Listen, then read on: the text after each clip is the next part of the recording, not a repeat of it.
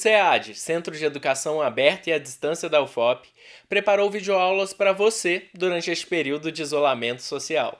Com o intuito de discutir temas relacionados à administração pública e também à gestão da crise causada pela pandemia, o Departamento de Gestão Pública pertencente ao CEAD discute formas para superar os impactos causados por esta crise nos setores das administrações municipais, estaduais e federal. Confira! Olá, espero que você esteja bem, respeitando as regras do isolamento social. Hoje nós vamos conversar um pouquinho sobre dados e cidadania e sobre como a ação governamental no Brasil está se dando nesse período de crise proveniente da pandemia da Covid-19. E ao longo dos próximos minutos a gente vai conversar um pouquinho sobre os dados que são gerados em volume cada vez maior, em um período menor de tempo, sobre os usos recentes desses dados.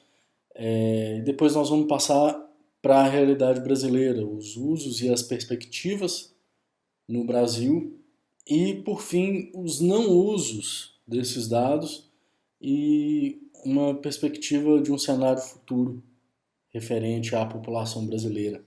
Vamos lá? Quando a gente fala de Big Data, a gente se refere a esses grandes volumes de dados.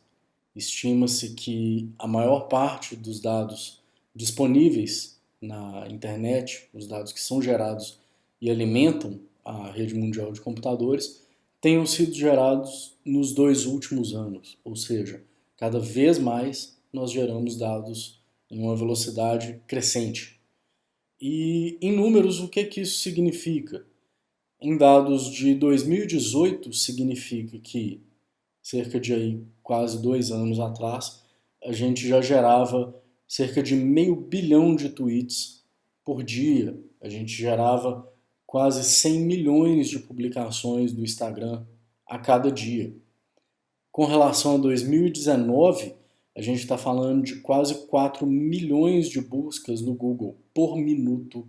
A gente está falando de 4,5 milhões de visualizações de vídeos no YouTube por minuto e cerca de 700 mil horas de visualizações de vídeos do Netflix por minuto. É muita coisa, né? E como que esses dados chegam no nosso dia a dia? Como as empresas se aproveitam disso? As empresas aproveitam dessas informações porque esses dados revelam preferências das pessoas. Eles revelam como as pessoas vão se comportar ou aquilo que elas desejam obter, desde uma seleção de um produto que você visualiza um anúncio, ou mesmo até a sua impressão digital no desbloqueio de um telefone, tudo isso pode ser usado e é usado pelas empresas para gerar inovação, para gerar redução de custos, para gerar diminuição de erros, agilidade nas tomadas de decisão, sobretudo num cenário de restrição orçamentária, né? E para propor soluções para problemas cotidianos. E essa solução de problemas, ela vem da maior capacidade de processar esses dados. E isso se dá por meio da inteligência artificial, que aumenta essa capacidade de tomada de decisão, tentando emular o comportamento humano, ou seja, a criação de uma inteligência que se dá por meio desses algoritmos. Dentro da inteligência artificial, a gente tem um subconjunto que é chamado de aprendizado de máquinas, ou machine learning, no termo original do inglês. E esse machine learning, ele propicia um aprendizado da máquina pelos seus próprios erros e acertos. O exemplo mais contundente que nós temos desse aprendizado de máquinas foi um projeto chamado AlphaGo, da empresa DeepMind, que posteriormente foi adquirida pela Google. E o que era o AlphaGo? Era um projeto com o objetivo de ensinar um jogo milenar chinês chamado Go para uma máquina. E ela foi praticando sozinha, dado o conjunto de regras do jogo, até que ela soubesse efetivamente jogar. E como desafio para a máquina, foi proposta uma série de jogos contra o campeão mundial. A máquina ganhou a série de jogos. Isso aponta boas perspectivas, na medida em que essa tecnologia, que hoje é rudimentar e aplicada a um jogo com regras bastante simples, ou outras tarefas, tais como guiar um veículo, para possibilidades futuras muito mais complexas, em que essas máquinas tenham habilidades talvez melhores do que as humanas. Mas acompanhadas dessas potencialidades positivas, também existem séries de questões que são potencialmente negativas. Ainda dentro do exemplo do AlphaGo, o campeão mundial que foi derrotado pelo robô, ele em 2019, ou seja, cerca de 3 anos depois da derrota dele, ele anunciou a sua aposentadoria. O que é especialmente problemático porque, utilizando as palavras da Forbes, aquela publicação que lista os bilionários, né, entre outras coisas, mas nas palavras da Forbes, pode criar um ambiente para frustração, desapontamento e sensação de perda de propósito das atividades humanas, né? Ou seja, se a gente tem um campeão mundial de uma modalidade no topo da sua carreira que decide se aposentar porque perdeu para uma máquina e alegando que a máquina é imbatível quando comparada às habilidades humanas, a gente se pergunta se realmente a nossa existência não vai ser facilmente solapada pela presença dessas máquinas, né? Outro exemplo que a gente tem, que é bastante ilustrativo, é o filme Sully, que está disponível no Netflix para quem quiser assistir, ou em outras plataformas também deve estar, com o Tom Hanks. É um filme baseado em fatos reais sobre a história do piloto que aterrissou um avião no Rio Hudson, no meio de Nova York, quando percebeu uma falha no motor. Posteriormente, esse piloto teve a sua decisão de fazer um pouso que salvou centenas ou talvez milhares de vidas, ele teve a sua decisão questionada num tribunal. E o filme se desenrola a partir de simulações computacionais, e eu não vou falar mais para não dar spoiler. Mas assistam, é um belíssimo filme. Outro exemplo de filme que a gente pode utilizar para retratar essa situação é o Blade Runner, um clássico dos anos 80, mais precisamente 1982, com o Harrison Ford. Recomendo fortemente que vocês assistam. E esses algoritmos, eles também estão sendo utilizados em situações reais, práticas e diretamente relacionadas à pandemia que a gente está vivendo. Uma notícia recente da Folha de São Paulo apontou que a inteligência artificial está sendo usada na tomada de decisão sobre a ocupação dos leitos de UTI no Brasil. E também nessa reportagem é apontado outro aspecto a ser considerado, que são os limites da inteligência artificial frente a conflitos éticos. Ou seja, a decisão que a máquina é levada a tomar, ela tem implicações éticas? Será que sempre é melhor a gente escolher tentar salvar uma vida de uma pessoa jovem em detrimento de um idoso, por exemplo? Não estou falando que eu tenha a resposta para isso, nem que ninguém tem, mas se nós temos uma certeza é que a máquina não pode decidir isso sozinha por nós. Ela não necessariamente vai ter condições de fazer essa escolha ao mesmo tempo que um humano. E além dessas questões de atendimentos pontuais na área de saúde, ou mesmo da questão da política de saúde que está sendo adotada no Brasil nessa pandemia, esses grandes conjuntos de dados e essa inteligência artificial, ela não necessariamente está sendo utilizada na sua potencialidade para atender os brasileiros. Isso porque o Brasil dispõe de dados em quantidade razoável sobre os seus cidadãos. Ou seja, sabemos quem são os brasileiros. Será que realmente sabemos? Nós sabemos quantos são, quantos somos, né, no caso. Mas a gente tem muitos recortes feitos sobre o Brasil. Pelo censo, pela PNAD, por fontes do IBGE, por outras pesquisas, mas a gente tende a ter recortes de números. Quantos são os brasileiros? Quantos são os ricos? Quantos são os pobres? Quantos são os brasileiros estratificados por cor, estratificados pela sua condição de trabalho? Tudo isso é feito em grandes números. Mas, assim como a gente viu que um telefone celular é capaz de enviar mensagens sobre as nossas preferências, a administração pública brasileira tem sido muito pouco capaz de pegar informações e tratar as informações sobre cada brasileiro. E essa pandemia tem revelado isso para a gente de uma forma muito assustadora. Se a gente pegar a tentativa de auxílio financeiro aos brasileiros mais necessitados, o que a gente tem? A gente tem um panorama dessa situação que, com base nos dados de trabalho, a gente percebe que cerca de 40% da força de trabalho do Brasil exerce as suas atividades cotidianas por conta própria ou de maneira não registrada formalmente.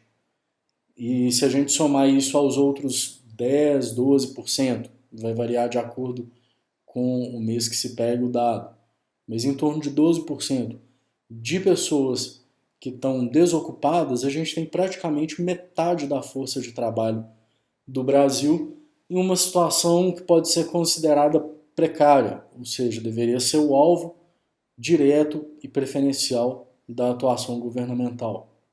A gente está falando de metade da população brasileira em condições, em idade de trabalhar. E como que o governo não utilizou esses dados para poder acessar essas pessoas para fazer esse auxílio emergencial? O governo desenvolveu um aplicativo e fez um sistema de atendimento por meio dos bancos públicos e da Receita Federal do Brasil. Claramente, a gente vê que a Receita Federal não seria o órgão mais capacitado para atender, para acolher essas pessoas. Isso porque, usualmente, a Receita Federal ela trabalha com pessoas que têm uma renda mínima de 28 mil e poucos reais por mês. Ou seja, ela trabalha justamente com as pessoas que são de um conjunto complementar a esse que o governo tenta atingir hoje. Para as pessoas que trabalham como microempreendedores, o popular MEI, essas pessoas têm acesso via aplicativo. Para outras pessoas que são empregadas de outras organizações, de empresas, existe a RAIS, que tem uma relação de quem são essas pessoas. Mas e as pessoas que estão precarizadas? Será que realmente a Receita seria a forma mais fácil de se atingir esse público? Por que não o CRAS? Ou por que não tentar diretamente cada uma das pessoas que tem registro no país, assim como foi feito nos Estados Unidos, entre erros e acertos, mas mandaram um cheque para cada pessoa que mora nos Estados Unidos. Quer dizer, a busca dessa informação de cada brasileiro por meio do seu vínculo de trabalho, ela remete a uma situação pré-Constituição de 88, ou talvez até pré-Sistema Único de Saúde, em que a necessidade de um vínculo empregatício foi substituída pela simples existência enquanto cidadão. Ou seja, no antigo INAMPS, a pessoa precisava de ter um vínculo empregatício para ser atendida em um sistema de saúde. Depois o Brasil optou por não fazer isso. Decidiu-se que qualquer brasileiro deveria ter acesso ao sistema de saúde, que a saúde seria um direito básico do brasileiro. Então a gente está retomando uma condição de pelo menos 30 anos atrás. né? E existem outras possibilidades, os CRAS ou o próprio cartão do SUS. Por que não utilizar esse cartão para o atendimento das pessoas? E outras tentativas foram feitas em escala menor, em escala municipal. Por exemplo, a Prefeitura de Belo Horizonte distribuiu cestas básicas para as populações mais diretamente atingidas com base na matrícula escolar dos filhos. Tudo bem, não alcançou 100%, mas também diversificou a sua tentativa de atuação. Quer dizer, existem possibilidades e o que fica evidente é que, além de não ter um plano de emergência, o governo, a administração pública federal do Brasil demorou a pôr esse plano, esse não plano emergencial em prática, do jeito que fosse.